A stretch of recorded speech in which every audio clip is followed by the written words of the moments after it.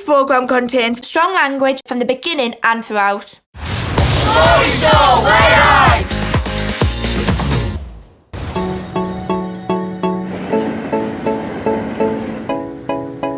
At the time that I got asked to audition for Geordie Shore, I was working in a call centre, and I remember I was sat at my desk and I was on Facebook, and I remember this message just popped up and it was like Geordie Shore casting, and it said, you know, do you want to audition? And I was just like, yes, yes I do.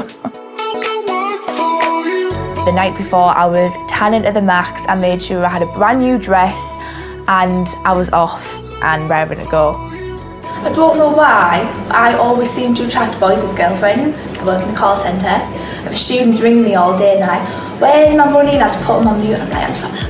I remember the producer asking me to tell him the most craziest, wildest stories, and we used to have some wild house parties, and I remember one night we all wanted to play a prank on our friend, so one of the lads actually pissed in the kettle, so when they'd wake up the next morning and they'd maybe want to brew, like, it would be piss. I was so engrossed in this conversation with the producer that he had to interrupt me to tell me that my nipple was out. Like, my dress was physically that low, it wasn't staying in place. I just found it funny. I just remember him telling me and I was like, oopsies, and then just popped it back in and just carried on with the conversation.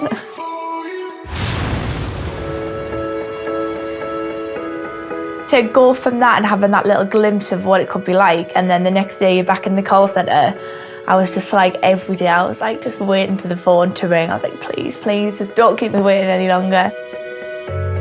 I was sat at my desk and I just remember I just had this missed call off a number that wasn't saved. And I was like, right, that is the producer. So I just ran off into the cafeteria in the call centre and just rang them straight back. And I'm like this on the phone with the producer and she's like, you're in. I was like, oh, and I just remember crying. I was like, I need to run away. I was like, everyone's going to just see me crying. She just screamed down the phone at me and said, I'm in. And I think tears were coming down my face. And I was so happy for her. I just felt as though it was Abbie's time to shine.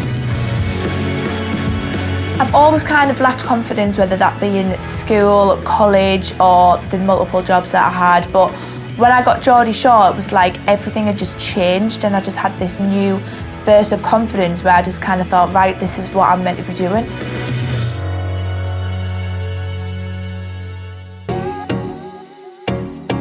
When I walked up to the house, you don't just go straight in. There's so much stuff that goes on behind the scenes that I wasn't aware of.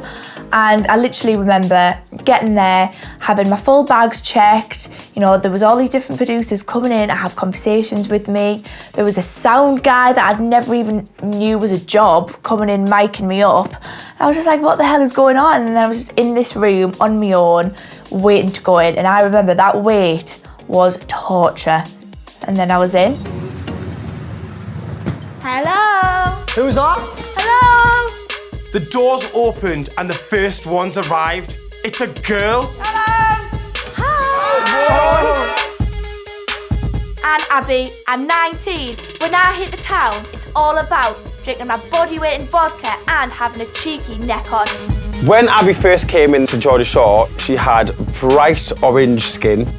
She had blonde extensions in. She was just young and dumb. She was exactly how I was in my first series. I was absolutely shitting myself. Subscribe now for loads of mint Geordie Shore vids. Is that right, no? Are you Raggies? Subscribe now.